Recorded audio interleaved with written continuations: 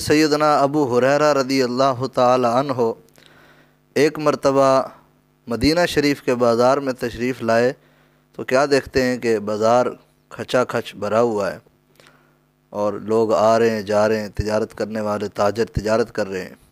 آپ نے زوردار آواز لگائی اور فرمایا، اے تاجرو، تم کس غفلت میں ہو؟ کیا تمہیں معلوم ہے کہ حضور جان رحمت صلی اللہ علیہ وآلہ وسلم کی میراث تقسیم ہو رہی ہے؟ لوگ جمع ہو گئے اور پوچھنے لگے کہ ابو ہریرہ کیا ہوا ہے، کہاں پر میراث تقسیم ہو رہی ہے؟ آپ نے فرمایا، ادھر مسجد میں میراث تقسیم ہو رہی ہے حضور کی۔ لوگ دوڑ کر مسجد کی طرف گئے اور حضرت ابو ہریرہ رضی اللہ تعالی عنہ وہیں پر ٹھہرے رہے اس انتظار میں کہ ابھی یہ لوگ واپس آئیں گے۔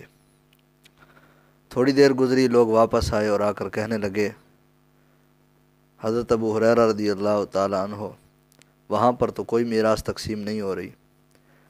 آپ نے ارشاد فرمایا، کیا وہاں پر کوئی موجود نہیں تھا؟ لوگ بتانے لگے، وہاں پر لوگ تو موجود تھے۔ فرمایا، پھر وہاں پر کچھ نہیں ہو رہا تھا؟ لوگوں نے بتایا کہ وہاں پر کچھ لوگ تھے جو نماز پڑھ رہے تھے، کچھ لوگ تھے جو ذکر کر رہے تھے، قرآن مجید کی تلاوت کر رہے تھے، اور کچھ لوگ تھے جو حرام اور حلال کے بارے میں ڈسکس کر رہے تھے، ایک دوسرے کو مسائل سکھا رہے تھے۔ حضرت ابو ہریرہ رضی اللہ تعالیٰ عنہ فرمانے لگے، افسوس تم پر، ارے لوگو، یہی تو حضور کی میراث ہے، یعنی علم دین سیکھنا، سکھانا، قرآن مجید کی تلاوت کرنا، اللہ کی بندگی کرنا، یہ جملہ امور حضور جان رحمت صلی اللہ علیہ وآلہ وسلم کی میراث ہیں۔ بالخصوص اس میں علم کو وہ رتبہ حاصل ہے کہ جس کے بارے میں فرمایا گیا کہ انبیاء کرام علیہم السلام کی جو میراث ہے وہ ان کا علم ہوتا ہے۔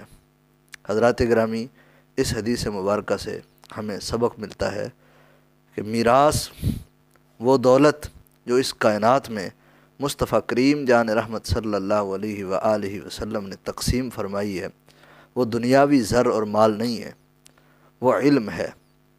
اور علم ہی وہ چیز ہے جس سے بندے کو ہدایت اور آگہی نصیب ہوتی ہے۔ اللہ تعالیٰ کی معرفت بغیر علم کے حاصل نہیں ہوتی۔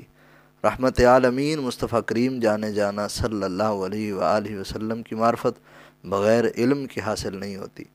یہاں تک کہ عبادت کا طریقہ، یہاں تک کہ دنیا کے تمام امور کا طریقہ، یہاں تک کہ جملہ اعمال کا طریقہ، وہ بغیر علم کے حاصل نہیں ہوتا۔ علم ہوتا ہے پھر بندے کو طریقہ حاصل ہوتا ہے۔